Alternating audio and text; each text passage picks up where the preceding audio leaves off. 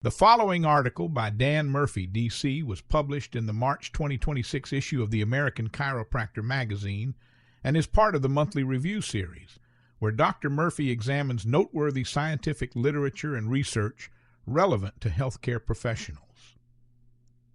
In this review, Dr. Murphy discusses a study titled Effects of Acetaminophen on Risk-Taking, published in Social Cognitive and Affective Neuroscience on September 24, 2020, Volume 15, Number 7, pages 725 through 732.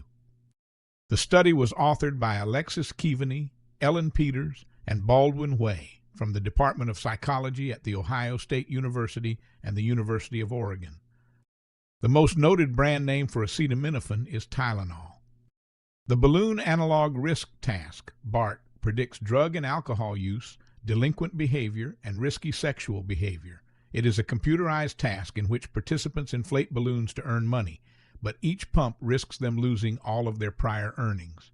To measure risk-taking, the BART was used. Authors tested the hypothesis that 1,000 milligrams of acute acetaminophen consumption could influence important judgments and decisions versus consumption of a placebo. The authors assessed 3 double-blind, placebo-controlled studies using 545 healthy young adults, average age of about 20, and measured their risk-taking with the BART. Key points from this article. Acetaminophen, an analgesic and antipyretic available over the counter and used in over 600 medicines, is one of the most consumed drugs in the USA. It is taken by about 23% of the U.S. adult population each week.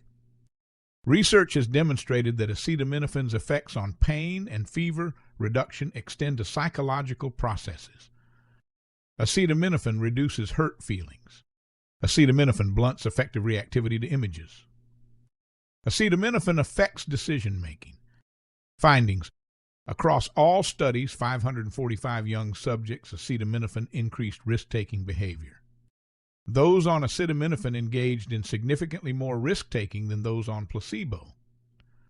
This analysis revealed a significant indirect effect of acetaminophen on risk-taking through risk perception. Conclusions. There is strong evidence that acetaminophen increases risk-taking. Acetaminophen significantly reduced perceived risk. Acetaminophen may reduce negative affect and risk perception in turn and thereby increase risk-taking. These findings provide initial evidence that acetaminophen can influence risk judgments. A significant relation emerged between taking acetaminophen and choosing more risk. Potential implications from authors.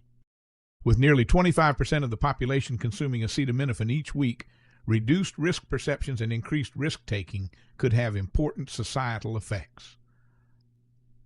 Many patients in the hospital have acetaminophen in their systems when presented with risk information and asked to make potentially life-changing risk assessments, such as whether or not to do an invasive surgery.